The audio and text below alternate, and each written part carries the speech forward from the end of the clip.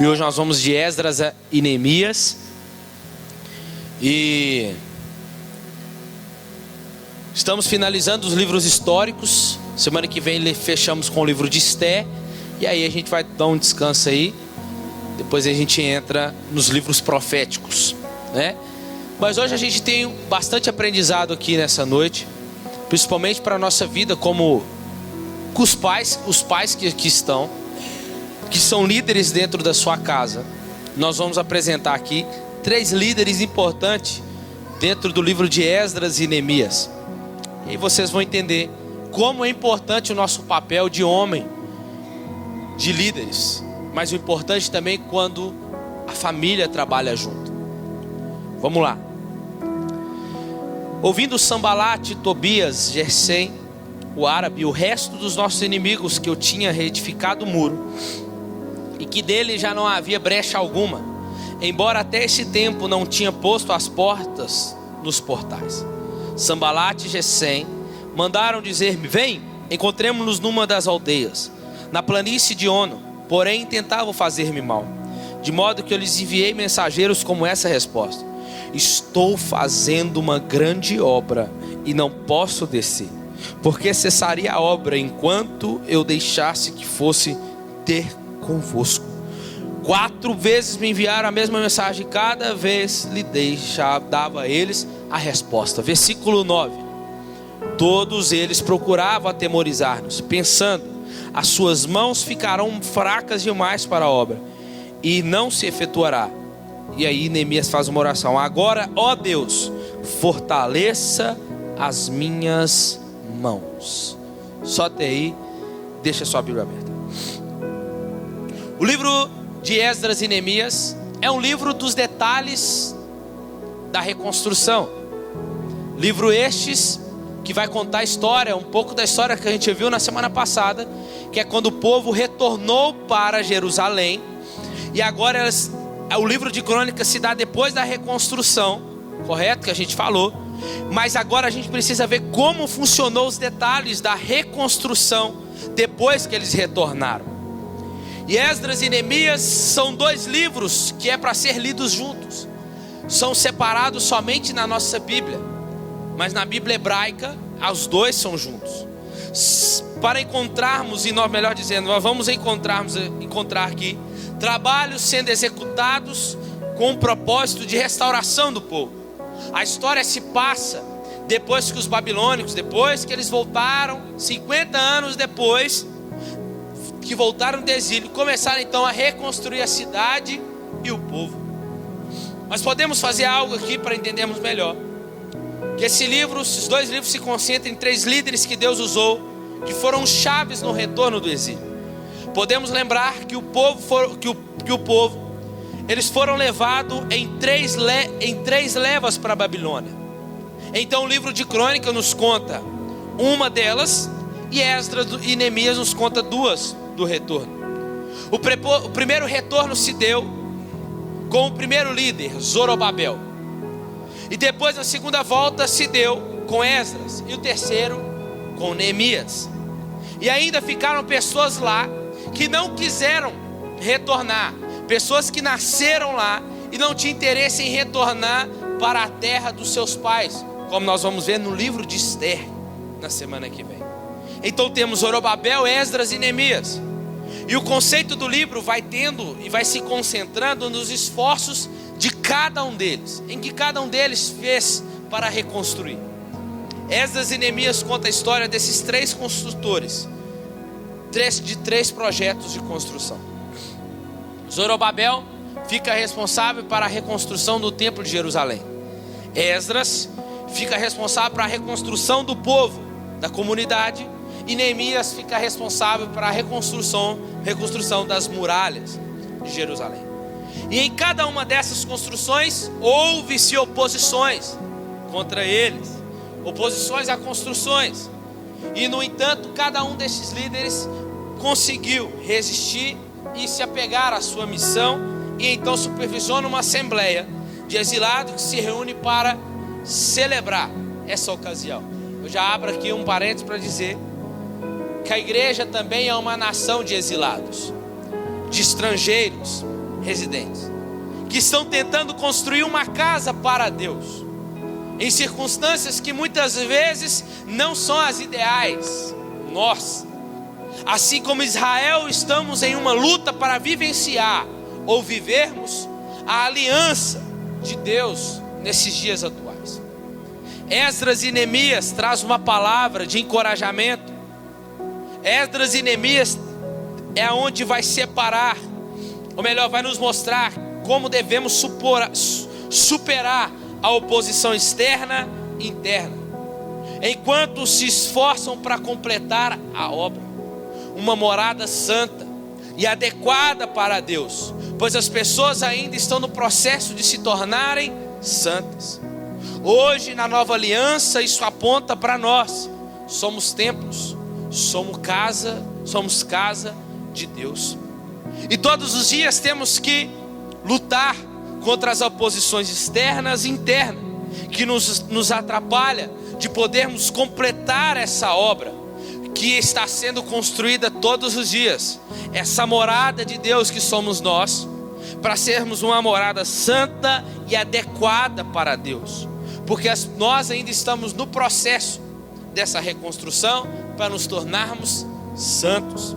Assim como Esdras e Neemias, não é tanto o exílio que nos chama a atenção, o exílio prolongado, mas é a restauração ainda inacabada, incompleta. E uma semelhança de Esdras e Neemias aqui, que devemos lembrar hoje, é como antes vemos a igreja que vem lutando para ser fiel a Deus. Somos nós.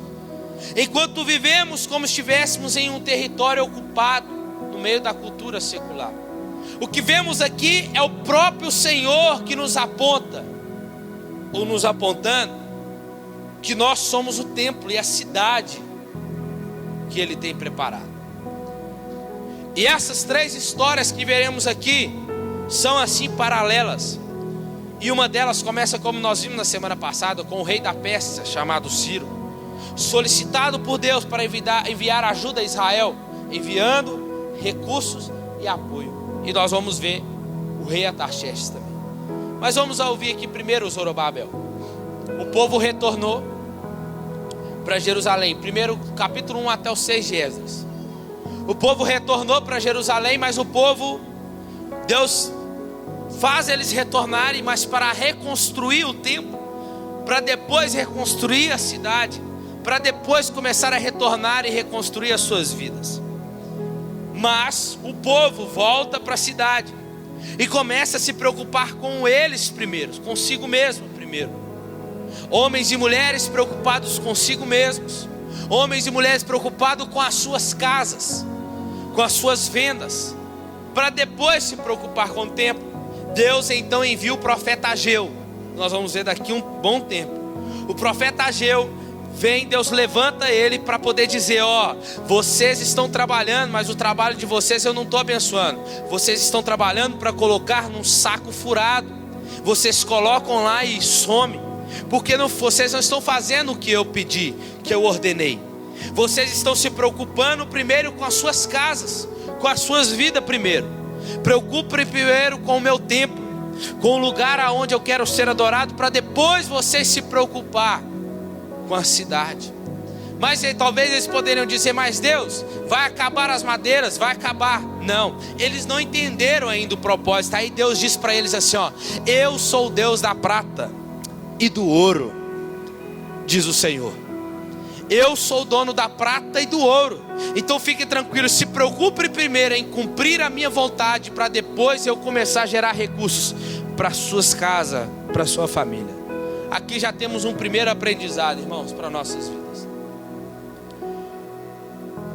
Nós temos o dever de primeiro cumprir a vontade de Deus. Nós, como homens que estamos aqui como pais, nós temos uma missão. Ser pai não é uma obrigação em si. Ser pai é uma missão. Deus nos deu uma missão de sermos líderes. Os homens temos que sermos líderes dentro da nossa casa. E Deus nos deu uma missão de cumprirmos e fazermos a sua vontade. E a vontade de Deus é primeiro o quê? Que nós venhamos primeiramente cuidar de nós mesmos, no sentido de quê? Para glorificá-lo. preocuparmos primeiro em fazer a sua vontade, para depois, mas pastor, mas a minha casa, mas a minha família. Mas entenda uma coisa, irmão, se Deus, que é o Deus que nos deu uma missão, Ele se responsabiliza em te capacitar para você cumprir essa missão. Amém? Então é nós nos preocuparmos primeiro em fazer a vontade dEle, para depois venhamos a cumprir com a nossa casa, com os nossos deveres, que é cuidar da nossa casa. Mas se quando for para cuidar, Ele vai cumprir com o seu propósito. E aí nós vemos que a história de Esdras, então eles se voltam depois dessa chamada de Ageu, eles se voltam então para a construção do templo. Zorobabel vai começar a construir o templo. E ainda assim, nós vamos ver o templo sendo reconstruído, mas a presença de Deus ainda não estava mais com o povo.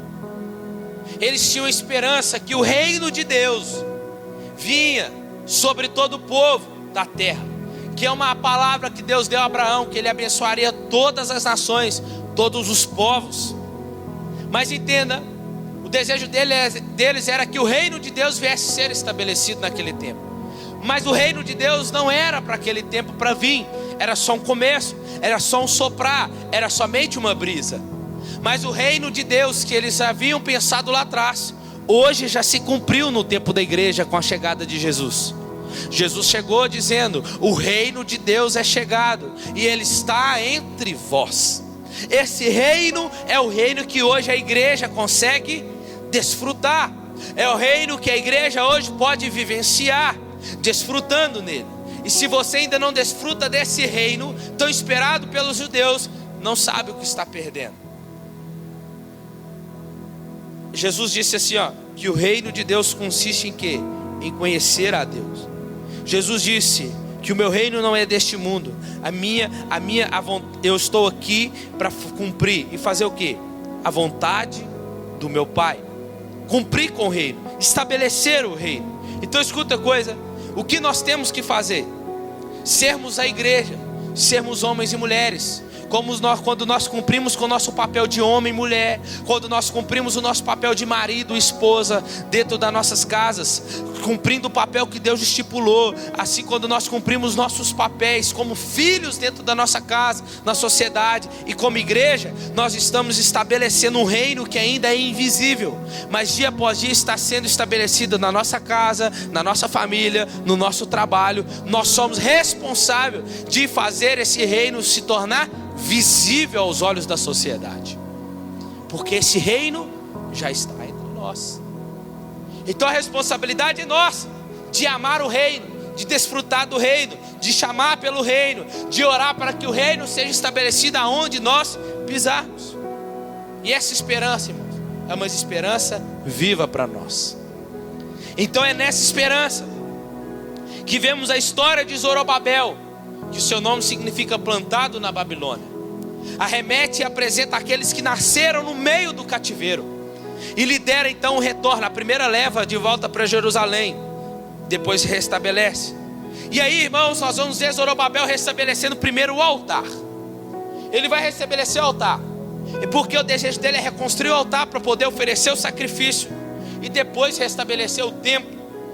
E aí vai haver a cerimônia de dedicação, capítulo 3 em diante de Esdras, e depois a finalização do próprio templo. As histórias passadas do tabernáculo já estavam visíveis na cabeça deles. A história do primeiro templo estavam também visíveis na sua cabeça. E depois da construção do templo, o que apareceu depois que Moisés construiu o tabernáculo? A glória de Deus desceu sobre o tabernáculo, não foi? Confirmando a obra das mãos deles, mas também mostrando que Ele estava com eles. Assim também aconteceu com Salomão, quando ele termina o templo, a glória de Deus desce sobre o templo, confirmando o trabalho das mãos deles, mas também mostrando para eles: eu estarei com vocês, a minha presença está com vocês. Agora escuta uma coisa aqui, irmãos. Como aconteceu no tabernáculo de Salomão, também deveria acontecer no templo de Zorobabel. Mas sabe o que acontece? Terminou o templo, finalizou, mas a glória de Deus não desce. O povo se alegra, o povo fica feliz, porque agora eles podem sacrificar, porque agora eles podem ter um lugar para adorar. Mas os anciãos, os mais velhos, que viram a glória do passado, eles olham para o templo e começam a clamar com pesar, dizendo: não é nada como antes, como o nosso passado glorioso. Cadê aquela glória confirmando? Cadê aquela presença que ia diante de nós? Que tiveram esperanças com o futuro. Irmãos, cadê essa glória? E aqui começa uma primeira oposição com Zorobabel, porque os netos dos israelitas que nasceram e cresceram em Jerusalém, eles veio se opor a Zorobabel querendo trabalhar, querendo ajudar na construção. Zorobabel diz para eles: não, vocês não vão ajudar, porque vocês não são do nosso tempo. Irmãos, vivemos em tempos como esses, ou por que não melhores do que esses lá atrás. E talvez eu digo sim e não aqui, que é bom e também não é. Porque assim como os anciãos disseram, cadê a presença confirmando essa obra?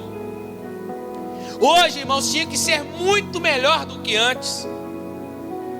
Porque além de hoje nós sermos o templo dele, hoje nós temos mais conhecimento de quem Deus é, nós temos mais acessibilidade às coisas de Deus do que na época dos nossos pais. E entenda, está muito pior do que hoje, do que antes. Porque hoje temos esse conhecimento, temos experiência sobre a presença, mas não. Hoje, como aconteceu com os grandes palcos de avivamento na Inglaterra, nos séculos 18, 19, anos, homens e mulheres que viveram glórias e glórias de avivamentos, não somente na questão eclesiástica de igreja, mas Deus foi tão grande, a presença de Deus era tão notória que invadiu a comunidade, a cidade daqueles lugares. Cidades, famílias sendo transformadas por essa presença a partir do Evangelho. Deus usando grandes homens como John Wycliffe, John Knox, John Brunner, John Wesley, Jonathan Edwards, Charles Spurgeon e Butch. Homens que revolucionaram o tempo, com crianças, com o Evangelho sendo pregado. Eles oravam, liam as escrituras, não se importavam com templos luxuosos, mas eles se importavam pela presença de Deus, assim como aqueles anciãos. Se aqueles anciãos pudessem dizer: para que vocês estão se alegrando? Por que vocês estão sorrindo aí? A presença não desceu, Deus não está conosco, a presença de Deus não está aqui mais. Talvez eles pensavam: já temos o altar, já temos o templo, já está ótimo. Mas os anciãos perguntam: mas cadê Deus? Mas cadê a presença? E é esse que deve ser o nosso clamor, meu irmão. Claro que a Bíblia diz também para nós que nos últimos dias o amor de muitos iria se esfriar. Em 1 Timóteo 3, Paulo vai dizer que os homens nos últimos dias se tornarão amantes de si mesmos. Mas, irmãos, a Bíblia diz sim, mas nós não podemos conformar como igreja em sermos a igreja que somos chamados pelo Senhor de templo, que nós somos lugar, recipientes da sua presença. Isso é totalmente incoerente. Se você não se importar, quem vai se importar com essa presença? Eu quero essa presença. Tem mais alguém aqui? Porque senão, irmãos, seremos conhecidos como um templo. Templo de Deus, beleza, mas um templo vazio, que oferece adorações vazias, que oferece orações vãs, orações sem vidas e sacrifícios impuros diante de Deus. Porque somente com a presença o templo faz sentido, somente com a presença o sacrifício faz sentido, somente com a presença o altar faz sentido, somente com a presença a reconstrução da cidade fará sentido. Sem a presença, irmãos, é como Moisés disse: Senhor, se a tua presença não fores conosco, não me faça subir daqui. Isso é se importar com a presença, isso é valorizar a presença. Entenda, irmãos? Deus não mudou. São as nossas prioridades que mudaram. Deus não é mais nossa prioridade. A nossa maldade se multiplicou. Cadê a presença de antes? Cadê Deus? Em vez de nós olharmos para os céus e perguntar: cadê o Senhor? Nós temos que olhar para nós mesmos. Porque hoje na nova aliança é nós que somos o templo. A presença agora está em nós, ou deveria estar em nós. Então a pergunta é: por que eu não valorizo mais essa presença? Por que eu não priorizo mais? Por que nós não priorizamos mais essa presença? Por que nós não fazemos mais? Às vezes estamos cheios de muitos de nós mesmos. A autoconfiança, irmãos, é resultado de ego inflamado. Os nossos inimigos não são as nossas fraquezas. Escuta, os nossos inimigos são os nossos pontos fortes, a qual a gente se exalta, dizendo: eu que fiz, sou eu que faço. Se lá no mundo se lá fora, diante do mundo, o mundo é aqueles que querem assim: não, aqui é quem faz, aqui é quem pode, aqui só abre porta para quem tem, aqui só vai entrar quem pode, aqui é só quem tem carteirinha assim, aqui é só... Não, no céu, irmão, no evangelho não funciona assim. No evangelho é quem não tem que vai entrar. No evangelho é quem perdeu para entrar. No evangelho é quem não pode que vai entrar. É assim que funciona. Então os nossos inimigos são as nossas fraquezas. Porque olha que a Bíblia vai dizer: Senhor, eu estou fraco, diz Paulo para o Senhor. Está me incomodando esse espinho. Paulo, fica tranquilo, porque o meu poder não se aperfeiçoa, não é na sua força. O meu poder se aperfeiçoa é na sua fraqueza. Quando você é fraco, Paulo, é aí que você é forte, Paulo. Isso é entender, irmãos, o evangelho. Isso é entender que sem a presença nós não somos nada. Por que não falar de Obed-edom? Davi está retornando. Davi quer trazer a arca para Jerusalém. Nós vimos essa história. E ele não sabe trazer. A arca cai e ele deixa a arca na casa de Obed-edom. Obed-edom sabe o que é a arca. Obed-edom sabe o que simboliza a arca, que é a presença de Deus. A Bíblia diz que Obed-edom vai cuidar daquela arca, vai dar para ela o melhor lugar, vai valorizar ela. E a Bíblia diz assim, que quando Davi foi buscar ela, a casa de Obed-edom estava a cada dia mais prosperando. Por quê? Porque ele valorizava a presença. Irmãos, a mesma intenção estava na cabeça dos anciões, estava naqueles da Inglaterra e em muitas igrejas hoje. É tempo de nós nos preocuparmos e falar como Davi falou: Senhor, tira tudo de mim, tira meu emprego, tira minha família, pode tirar tudo, mas não retires de mim a tua presença. É Davi dizendo assim: Senhor, tudo que eu tenho só faz sentido se a tua presença estiver comigo. Aí, meus irmãos, a pergunta então é, e diga: beleza, você falou isso aqui, mas por que a presença então não desceu no templo? Aí nós entramos no tempo de Esdras, capítulo 7 em diante. A preocupação de Esdras é diferente de Zorobabel. A de Zorobabel era com o templo, precisava sim reconstruir o templo, beleza. Mas por que a glória não desceu? Aí entra Esdras. Esdras vem com a segunda leva de retorno dos judeus do exílio. E a preocupação de Esdras é com a restauração do povo. Esdras era um escriba, um homem forte, piedoso, apresentado como um sacerdote, um excelente expositor da palavra. Esdras era do tipo assim, que nos ensina: quem pode vai fazer, quem não pode vai ensinar. O estudo leva à prática, e só então o ensino. Ele viveu o que ensinou, e o que ele viveu estava sendo verificado tudo diante das escrituras. Ele estava dizendo: tudo aquilo que eu vivi tem que estar de acordo com a palavra. Se o que eu vivi não está de acordo com a palavra, eu jogo fora. É isso que Esdras está dizendo. Ele viveu o que ensinou. Esdras tinha a função de ministrar e comunicar a palavra de Deus com toda a sua alma e mente e de todo o seu coração. Esdras então está retornando. O intuito agora não é reconstruir mais o templo, mas agora o povo, é reconstruir a comunidade. Esdras vai usar a palavra de Deus para reformar o povo. Agora a restauração não é mais exterior, mas agora é interior no povo. O que ele vê quando ele chega lá? Ele está chegando na cidade, o que ele vê com o povo da primeira leva? Um povo que é idólatra, um povo que teve casamentos mistos, casamento com os babilônios. Irmão, escuta aqui, você vai entender. Até mesmo um templo reconstruído não serve de morada para um Deus tão santo, se este templo estiver no meio de um povo impuro. Por que a presença não desceu?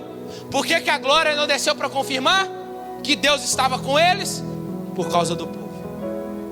O povo estava impuro. O povo, a presença de Deus não anda em conformidade, é incoerente. Então o que é Esdras? Deus levanta Esdras para quê então? Antes de trabalhar, antes de eu manifestar no templo, eu preciso reformar vocês. Escuta uma coisa aqui. Antes de Deus fazer algo através de nós, Ele vai fazer primeiro em nós. Então não queira ensinar algo para alguém que ainda você não está vivendo. Deixa Deus te ensinar primeiro a você viver, para depois Ele te usar para fazer o outro viver. Você está aqui? Deus não vai fazer nada em nós, irmãos, impuros. Esdras vai precisar fazer uma reforma espiritual no povo, apontando para o que Jesus faria na nova aliança. Esdras vai usar a Torá para ensinar. Israel precisa ser santo, se separar dos cananeus, segundo eles vai corromper o povo. Esdras oferece uma oração de arrependimento, até aí tudo bem. E agora ele convoca os líderes, faz um decreto de divórcio, que dizem que todos esses casamentos que estavam lá mistos, que não eram do povo de Israel, deveriam ser desfeitos. Mulheres e crianças teriam que ir embora e o decreto é cumprido parcialmente. Só que a história é estranha, porque Deus não mandou Esdras fazer nada disso. Esdras fez por conta própria. Mas eu vou explicar. Porque o profeta contemporâneo da época, Deus levanta o profeta Malaquias para dizer ao contrário de Esdras. Deus levanta Malaquias para dizer assim: eu abomino o divórcio, eu odeio o divórcio. Vamos ler? Vou ler só para vocês verem aqui. Malaquias capítulo 2. Olha o que diz. Deus dizendo assim, ó: não fez somente um, em carne e espírito são dele. E por que somente um? Ele buscava uma descendência piedosa. Portanto, cuidai-vos de vós mesmos, e ninguém seja desleal para com a mulher da sua mocidade. Eu detesto o divórcio, diz o Senhor Deus de Israel, e aquele que cobre em violência as suas vestes, diz o Senhor do Exército. Portanto, cuidai de vós mesmos e não sejais desleais. É o que ele está dizendo. É totalmente contrário. Deus levanta Malaquias para dizer: não, eu não estou nesse negócio. Casou errado, que permaneça casado, varão, vigia. Quem escolheu foi você. Quem escolheu foi a senhorita. Aos solteiros, saiba escolher. Você não casa para separar, você casa para morrer do lado da outra pessoa. E aí, Deus odeia o divórcio independente. Malaquias vai dizer, claro que tem uns casos de divórcio que a Bíblia nos apresenta, né? Mas aí é outro caso que eu não vou entrar aqui não. Deus sempre quer o perdão, né? Mas aí depende do coração. Malaquias vai dizer que deveria sim, eles deveriam se importar com a pureza sim. Mas ele também disse que Deus se opunha ao divórcio e assim gera os resultados. Mas então por que Esdras fez isso, irmãos? Vou explicar. Por medo de acontecer de novo o que aconteceu. O que aconteceu? Eles foram para o exílio. Por causa de quê? Por causa da desobediência. Por causa de quê? Porque não obedeceram a palavra, a lei de Deus.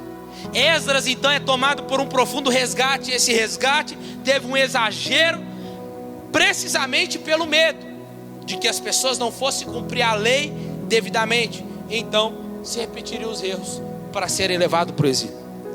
Eles deixaram-se a Babilônia, mas Jerusalém não voltou a ser o que era. Parece que o exílio, os exilados não voltaram do exílio, porque esse resgate ainda não foi em totalidade.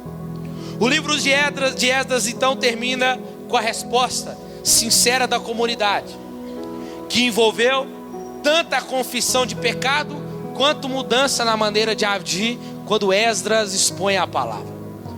E o assunto de Esdras central não é o divórcio, muito menos o racismo, mas o objetivo final de Esdras aqui é a reforma, a reconstrução do povo.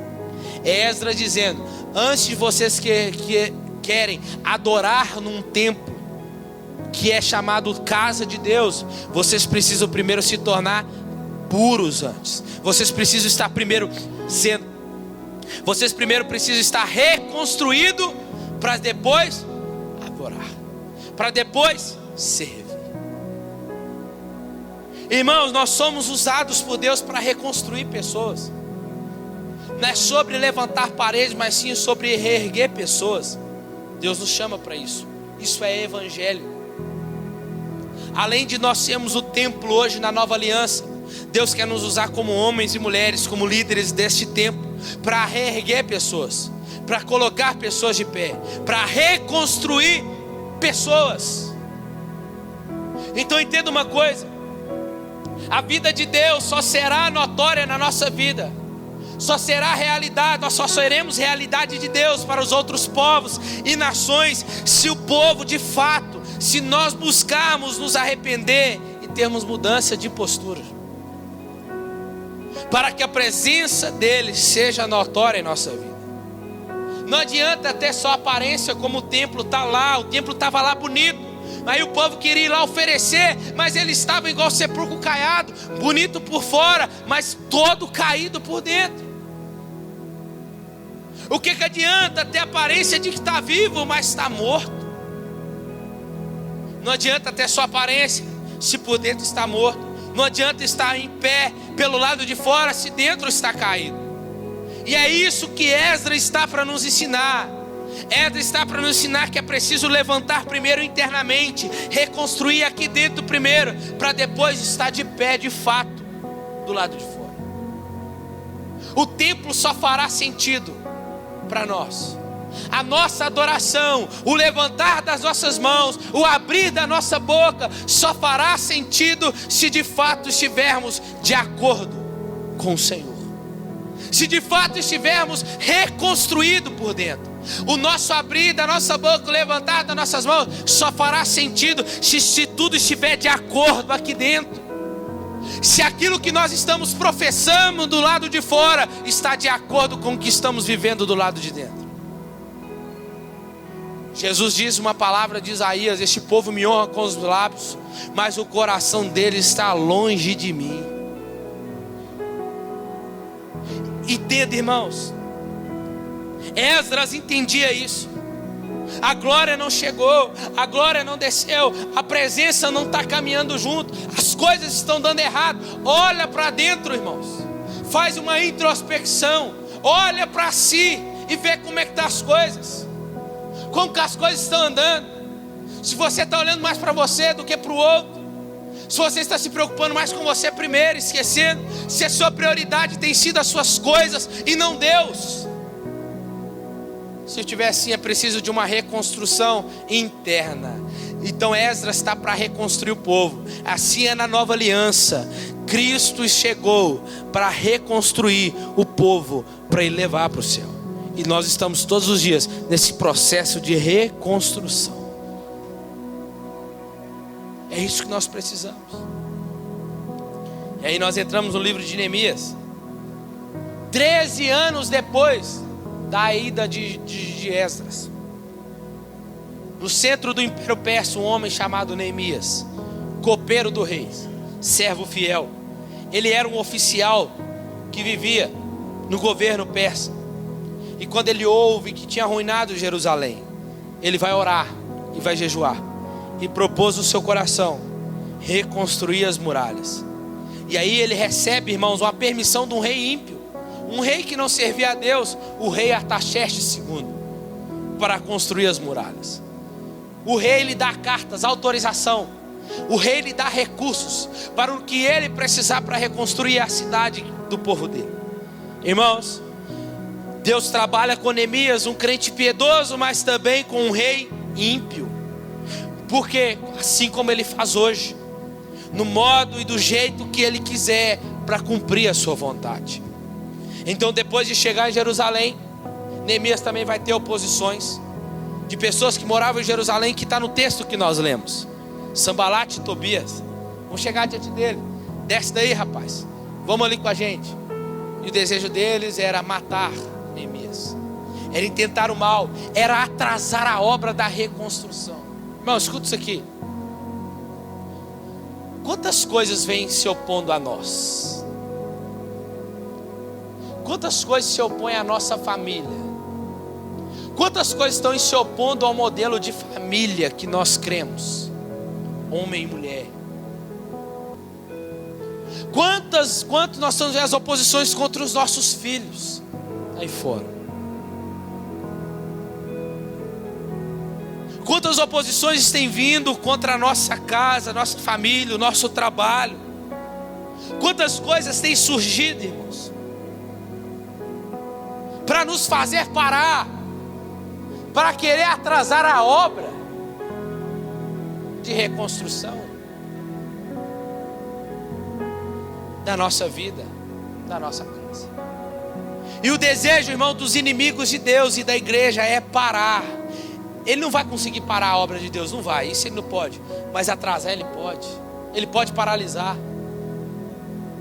E ele vai trabalhar comigo, com você. Mas a nossa resposta tem que ser como a de Neemias. Qual foi? Escuta uma coisa aqui.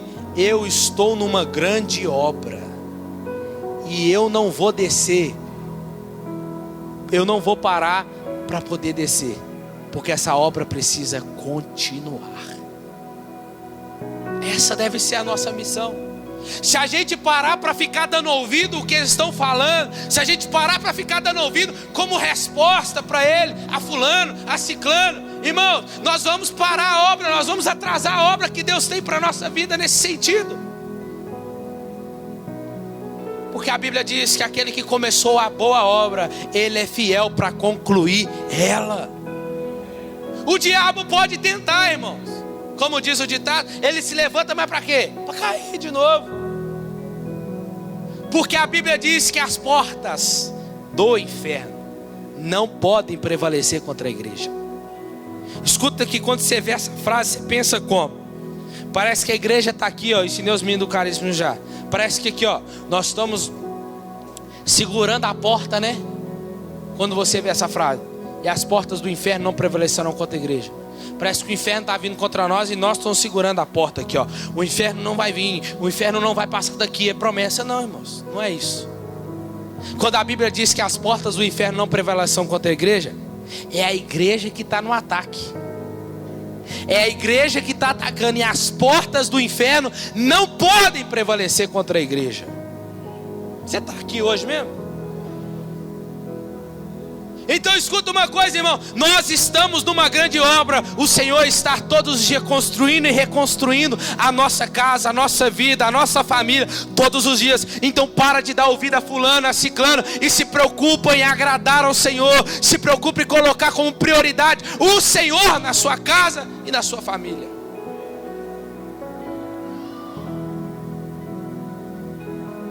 Então Neemias informa, realiza a reconstrução para a cidade com integridade e coragem, assim como nós devemos ser. E ele tem que construir agora com guardas armados e protegê-los para não vir contra eles. Aí aparece Esdras com Neemias no capítulo 8, em Jerusalém. Só que agora Esdras aparece com Neemias ensinando a palavra, liderando a comunidade em uma ação de avivamento e de aliança com Deus, adotando medida para a edificação de Jerusalém, além de outras ações em relação aos homens que despojaram mulheres de outras comunidades. Tanto como Esdras e Neemias, o desejo desses era manter o povo santo, puro e separado em relação aos outros povos. Qual que era o desejo de Zorobabel primeiro? Vamos construir o templo, porque senão eles vão ter outro lugar para adorar. O templo é para adorar somente ao Deus de Israel. Beleza, estabelecido. Qual o desejo de Esdras? reedificar o povo, reconstruir o povo, para o quê? Para esse povo se torne santo e não se misture com outras pessoas. Neemias reconstrói a cidade, por quê? Para que nenhum outro inimigo avance e entre para dentro da cidade. Proteção. E aí, o que era para ser feito em 94 anos, o que deixou de ser feito em 94 anos, Neemias reconstrói a cidade em 52 dias. Restaurar os muros, irmãos, era necessário não apenas para defender a comunidade, mas também para restaurar a unidade. E é isso que Deus espera de nós. A reconstrução na nossa vida é para gerar ainda mais união, é para ainda mais gerar comunhão, porque era a promessa de Deus para Israel. Em Davi unificou as tribos, com Salomão, com seu filho Roboão, divide as tribos. E o desejo de Deus agora é unificar as tribos. A vontade de Deus sempre é unidade. João capítulo 17, a maior oração de Jesus. Jesus vai falar assim: Pai, eu oro a Ti, para que aqueles que Tu me deste sejam um, como eu e o Senhor somos um. Esta é a vontade de Deus, e ela não mudou. O que Neemias e Esdras nos ensina é que não basta que as coisas externas estejam corretas, como o templo, os muros estejam em seu lugar. O importante é termos a palavra de Deus primeiramente em nossos corações, e que esses corações estejam sempre receptivos e obedientes, que é o motivo pelo qual Esdras e Neemias voltam a ressaltar como a reconstrução do povo. E a gente finaliza aqui agora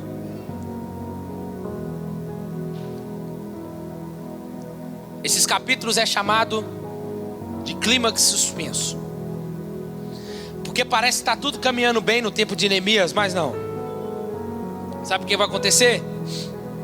Neemias e Esdras juntam forças para a renovação espiritual do povo, reúne os exilados para a festa dos tabernáculos, e lá nessa festa dos tabernáculos, para lembrar da fidelidade de Deus.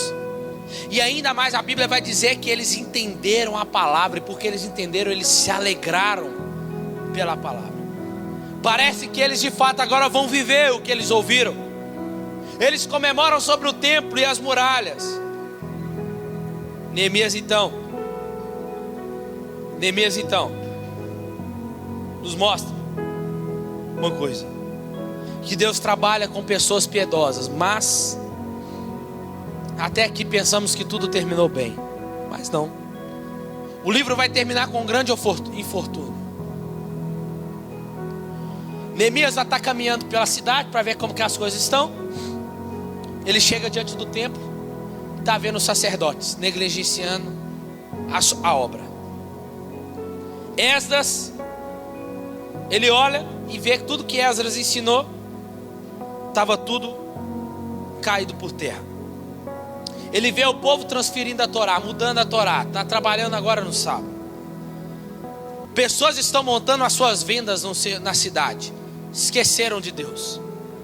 Então Neemias fica furioso, ele bate nas pessoas, ele puxa os cabelos das pessoas, está escrito, e diz para eles assim: vocês devem obedecer os mandamentos. Dá vontade de fazer isso, né?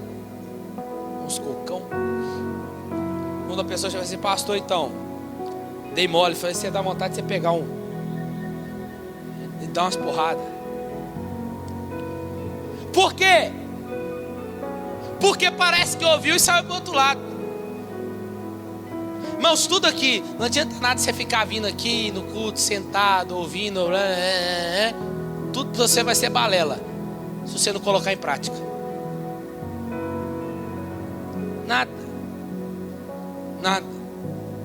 Se você não pratica aquilo que é te ensinado, você esquece. Só fará sentido a palavra de Deus na nossa vida e nos nossos corações se nós colocarmos ela em prática. Senão é Deus que vai puxar seus cabelos. Dos carecas vai na cabeça mesmo. Lembre-se então, O livro começa nos mostrando as promessas de Deus sobre o Messias, o templo, o reino de Deus. Mas nada disso acontece naquele tempo. Mesmo que Israel está de volta na sua terra, mas ainda assim o seu estado espiritual parece ainda mais decaído, inalterado, desde quando eles saíram para o cativeiro. E apesar de Esdras e Neemias fazerem o seu melhor, as suas reformas políticas e sociais nas pessoas não abordam as questões centrais dos seus corações. Esse livro então está apontando para uma mesma necessidade que está destacada em Ezequiel e em Jeremias, que Jesus iria fazer, que era o que o povo precisava naquela época: trocai os nossos corações. Trocar o coração de pedra e colocar um de carne. Este era o coração daquele povo naquela época, coração de pedra. O que aquele povo precisava era de uma restauração holística, uma restauração completa, total, inteira. E assim o livro termina nos chamando a ler os livros proféticos daqui a um tempo. Essa restauração é daí que nasce o judaísmo. Nasce aí o judaísmo a partir de Neemias, a partir da tribo de Judá, da onde vai nascer da época do povo de Jesus, os zelotes, os fariseus, os saduceus. Não era só o templo e a cidade, mas principalmente o povo. E o que esses livros ensinam para nós, para a gente fechar aqui? O livro de Esdras amplia o papel crucial que a palavra de Deus e a oração tem na vida daqueles que se submetem a ele. Os esforços da reforma de Esdras devem nos encorajar como cristãos, e ainda a depositarmos nossa esperança em alguém muito maior do que Esdras. Ao pregar este livro, é nós confiarmos em alguém maior que qualquer templo terrestre.